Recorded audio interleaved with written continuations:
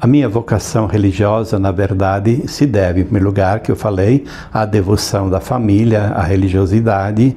Depois eu tive um tio que estava no seminário, na época, estudando na teologia, participei da primeira missa dele, que inclusive foi pároco aqui na Vila Clementino, Dom Lino, depois bispo em Santarém. A proximidade da minha família com os frades, da paróquia de origem, Santo Amaro da Imperatriz. Então, assim, essa proximidade com os frades, de certa forma, fez com que eu conhecesse apenas os frades, não conhecia outra alternativa. Então, até respondi uma vez a um frade que eu queria ser frade que tivesse a batina da cor do chocolate, né?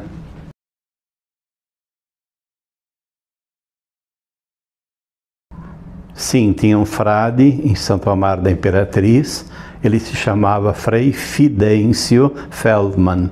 E esse frade, além de celebrar o casamento de meus pais, esse frade também tinha uma proximidade com meu avô, minha família, e creio que ele também foi fundamental para que eu pudesse fazer esse discernimento, não claro ainda, mas esse desejo de entrar na vida religiosa, ou na época, o desejo de querer ser padre franciscano.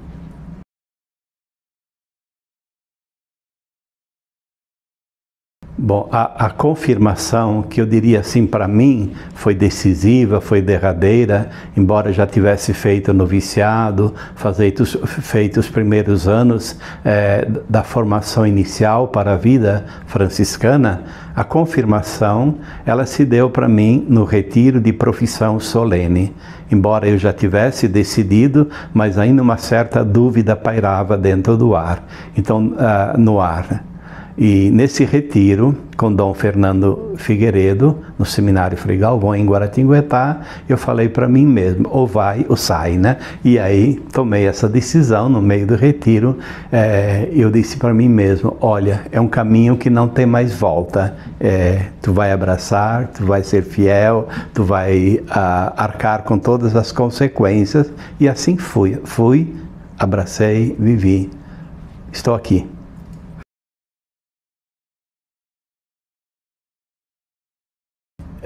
Por viver a vida religiosa dentro da ordem franciscana.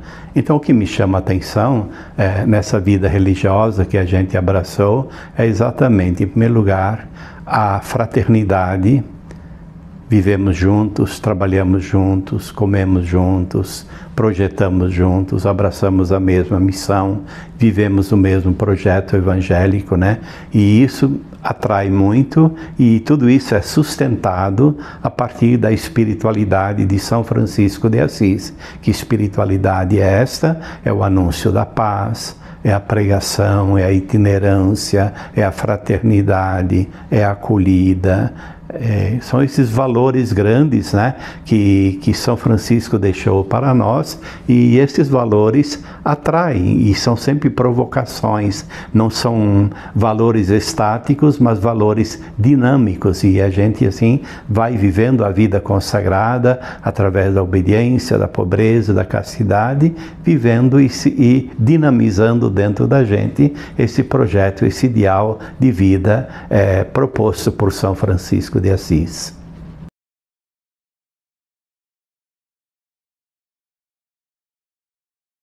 A vida consagrada, desde as origens, ela sempre desempenhou uma missão profética dentro da Igreja. E a vida consagrada, ela sempre provocou também, né? Criou alternativas, novas formas de vida e sempre reconvocou também as pessoas a viverem uma vida em conformidade com o Santo Evangelho.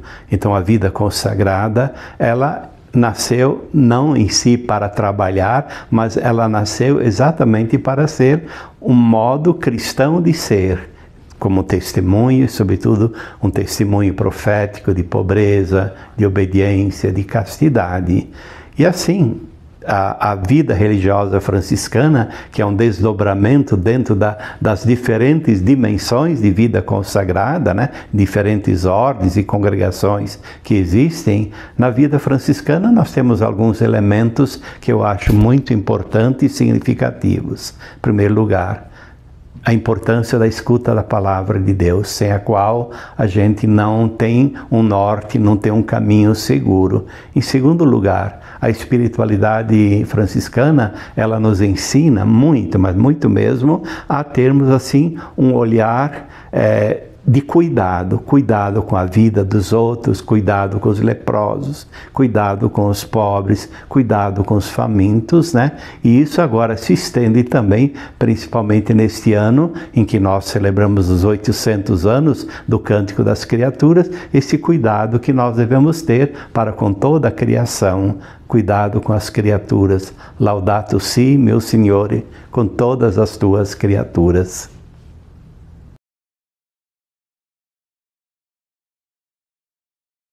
Bom, os desafios nesses 50 anos de vida consagrada não foi apenas um que é o mais importante, o outro menos importante. Eu creio que eu vivi assim muitos desafios de diferentes formas.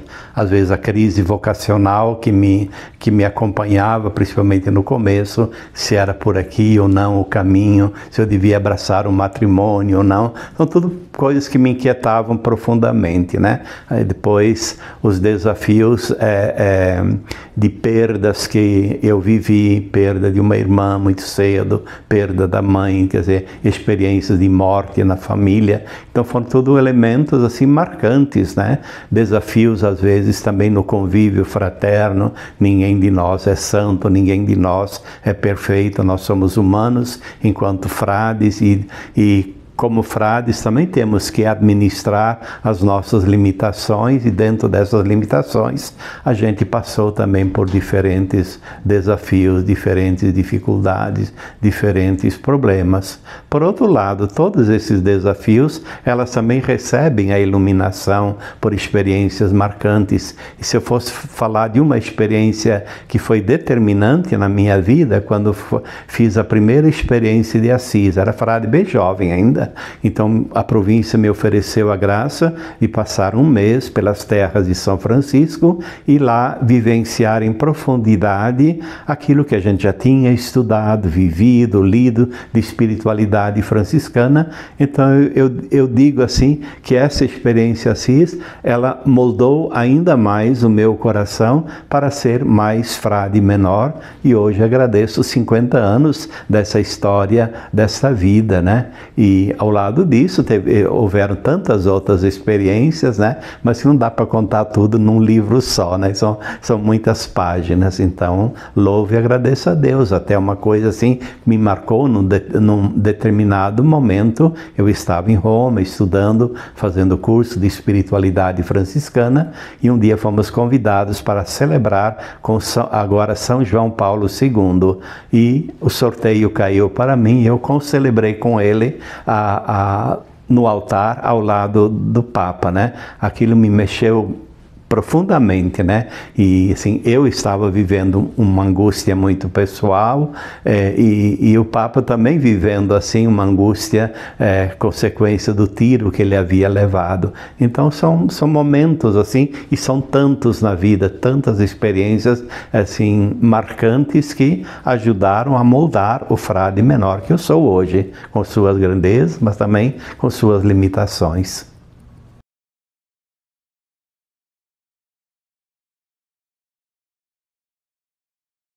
Em 1975, quando fiz a minha primeira profissão religiosa, nós estávamos vivendo 10 anos após o Concílio do Vaticano II. Eu diria assim que toda a nossa formação, a espiritualidade, a teologia,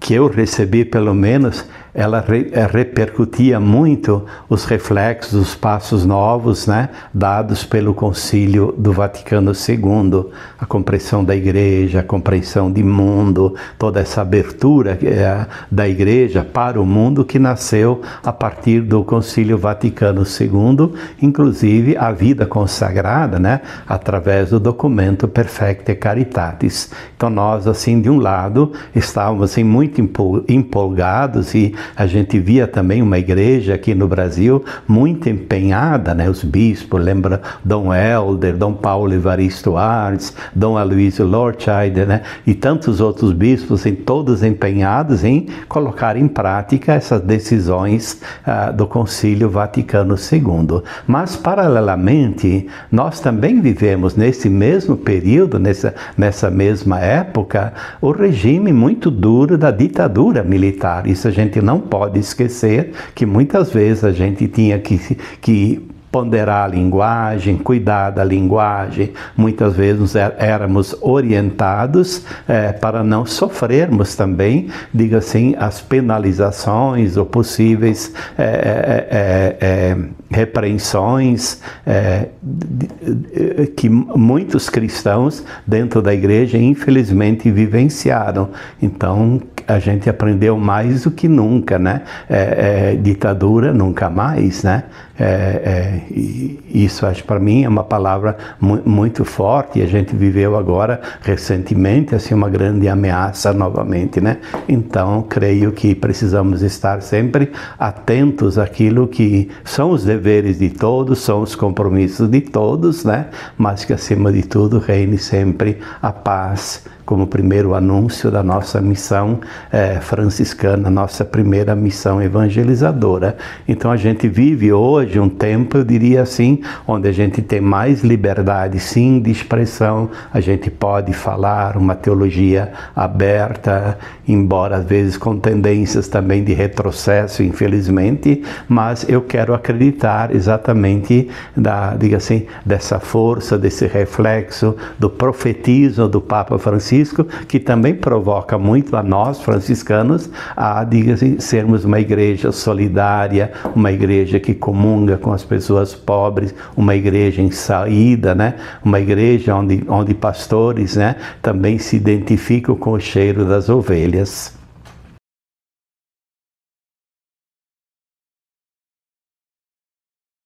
Bom, a vocação, eu falo a partir da vocação franciscana principalmente. Eu creio que essa vocação ela é muito mais trabalhada, embora os desafios hoje são totalmente diferentes dos desafios de 5 décadas atrás. Mas creio que hoje nós temos muito mais instrumentos para podermos viver e trabalhar, sobretudo, a questão vocacional. Em primeiro lugar, eu digo assim, o que é importante é um conhecimento das fontes franciscanas que nós não tínhamos conhecimento, nós não conhecíamos as fontes completas, né? E hoje são instrumentais fundamentais para podermos, assim, trabalhar a vocação, cultivar a vocação, orientar a vocação. E, ao mesmo tempo, os outros instrumentos, né? Hoje, diga assim, são instrumentos auxiliares da própria espiritualidade, como o campo da psicologia, da sociologia, da pedagogia, assim por diante, né? Mas eu acentuo, sobretudo, a psicologia, para podermos também compreender os jovens, os vocacionados e a nossa própria vocação a partir das dificuldades humanas. Eu digo assim, hoje são totalmente diferentes das dificuldades que vivíamos há 50 anos atrás. Então houve uma evolução de muitos aspectos, mais instrumentos. Por outro lado, eu acho que a vida humana hoje é muito mais fragilizada do que anos atrás.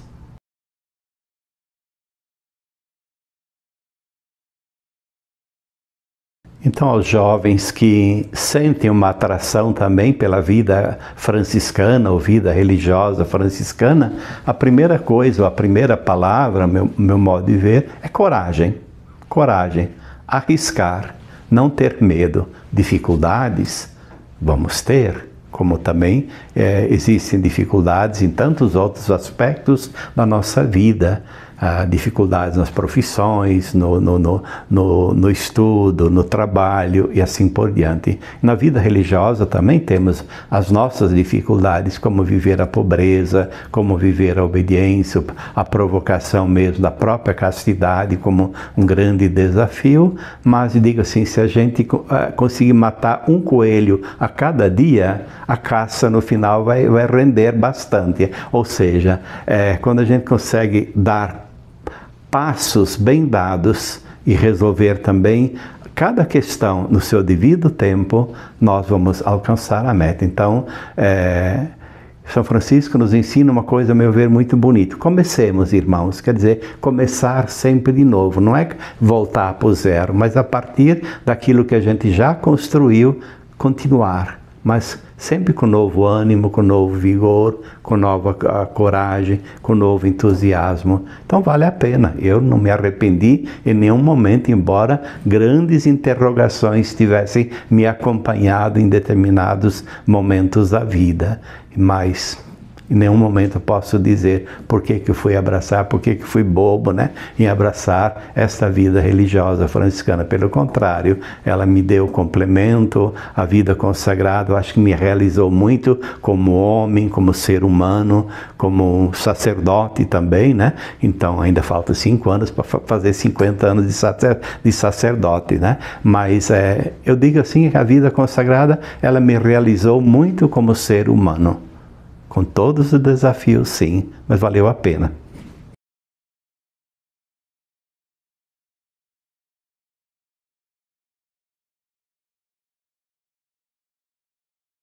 A partir do dia que o Frei Rodrigo, meu confrade, me falou, olha, a partir do ano que vem você vai ser jubilado. E foi um grande susto para mim, né? E, embora sabendo que os 50 anos de vida religiosa estavam para acontecer. Mas queira ou não, a gente se assusta. Então, jubilado, eu sempre imaginava um velhinho andando assim com uma bengala própria que se usava no passado, com uma coroa de flores brancas na cabeça, né? Imaginar, e com uma cruz no meio, né? Então, imaginar entrando na igreja com uma bengala e uma coroa. Mas hoje em dia, graças a Deus, foi abolido isso, né? Mas mesmo assim, essa ideia, jubileu, pode levar a gente a pensar, não, você é um velho, você é um decrépito, né? Você está cansado, você já é bananeira que deu cacho, né? Expressões assim muito semelhantes, né? Mas por grande provocação e por graça de Deus, né? Veio também a graça de poder celebrar esse jubileu dentro do jubileu da igreja, o Ano Santo da igreja. E o Ano Santo da igreja nos deixou exatamente essa provocação, peregrinos da esperança. Então, com toda a experiência que a gente vivenciou nesses 50 anos de vida consagrada, eu também quero continuar a peregrinar, feito frade menor, esperançoso de paz, esperançoso por um mundo bom, esperançoso também por novas vocações religiosas, né?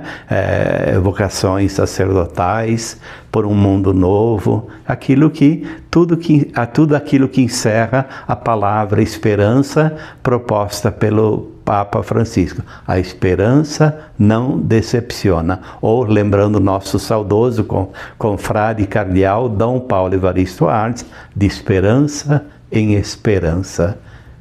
E eu quero continuar a esperançar, também na vida consagrada, agora com mais de 50 anos de vida religiosa.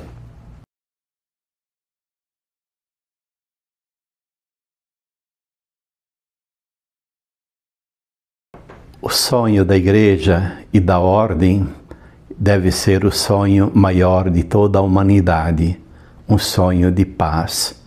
Paz que envolve tudo, paz que envolve as relações humanas, paz com a criação, paz com todo o criado, paz com a vida. E esse foi o primeiro anúncio de São Francisco de Assis. E esse primeiro anúncio de São Francisco de Assis deve ser o sonho permanente de todo homem, porque esse também foi o sonho de Deus no mistério da encarnação de Jesus Cristo ao mundo. Glória a Deus nas alturas e paz na terra aos homens de boa vontade. Então eu sonho também que esse desejo de paz, este anúncio da paz se perpetue na vida de todas as criaturas, de toda a criação e sobretudo no coração do homem e da mulher feitos à imagem e semelhança de Deus.